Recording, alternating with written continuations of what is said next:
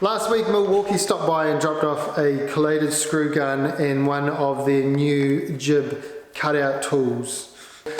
I'm Josh, a builder here in New Zealand, and today I'm going to talk about these two tools, my thoughts on them and whether you should get them. If you haven't already, go ahead and click subscribe and let's get into it. So a quick disclaimer, if you follow my Instagram you'll know that I am a fan in general of Milwaukee tools, but they're not paying me to say anything about this and I'm not obliged to say anything, so I'll give you an honest review about whether I think these two tools are the business. One other quick disclaimer, this is only the second attempt at doing a tool review, so bear with me as I learn to do these, but this is something that I'd like to start adding to the channel alongside building on the section that nobody wanted.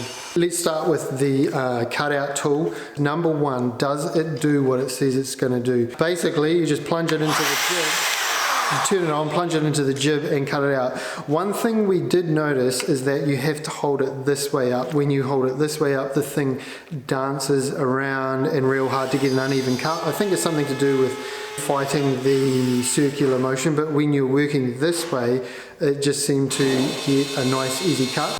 Another thing I noticed about this, it is way quieter than a multi-saw cutting through jib. So that was another bonus. You literally just plunge it into the wall, turn it on, and you work. You can set the depth really easily here, so you can go down just 10 mils if you just want to get through, or if you're trying to follow something like framing on the inside, you can set it deeper. That depth there will follow that framing.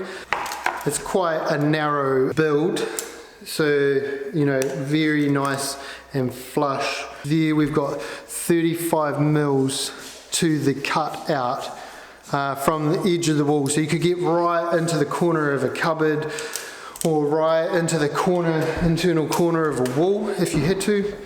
And we ran a 5 amp on it for the good part of about half a day before, not obviously not using it all day, but we were doing cutouts for the good part of about half of a day and didn't have to change the battery until right at the end of the day, which is totally fine. So does it do what it says it's going to do? Yes, most definitely. What did I not like about this? You can see from this, we've just cut out 2 openings now. I think in there, it creates a lot of dust, like way more than using a handsaw. And one thing I have noticed as well is, and I don't know if this is the jib dust or the,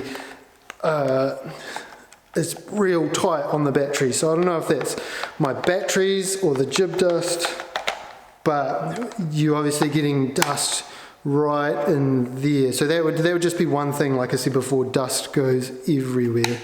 The screw gun, does it do what it's supposed to do? So one thing I loved is you got this auto feature here, you push that, pull the trigger, pull that up, only then turns on when you push it in. I thought that was an amazing function. Like, it means that you don't have this drill running in the background. Another thing I noticed is that it was way quieter than the Makita version that I've used in the past. The Makita one has this engine and it just runs and runs and runs and it sounds like it's whining. Whereas this was way quieter. You could get away with not needing earmuffs if you were using this, or not that I would recommend it. But if you're just putting in a couple of screws, you could definitely get away with not needing earmuffs. Let's talk about what I didn't like about it. And there's a switch here, this release, but it doesn't let you pull out this way. The release only goes this way. So if you've got a screw jammed in the top and you want to get the entire strip out, you have to go all the way out, unless of course I'm missing something, but I can only see this one strip here. So that's one thing I would change. I love that on the Makitas you have a little button there and it releases the strip either way that you want to go.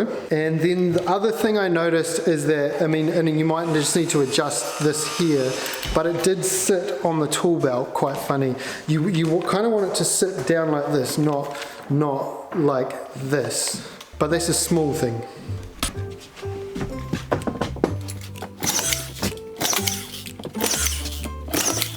So as you can see, when you use the trick, when you put your hands like that instead of like that, it, you know, whole row of screws went in fine. What we found is, like any screw gun, there's probably a couple in the corners, or when you're on the top of the ladder reaching like that, that you're bound to miss or skew, but nothing out of the ordinary for me.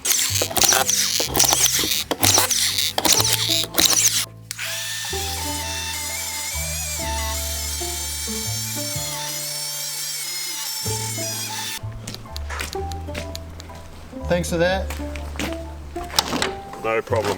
It was awesome. I definitely recommend it.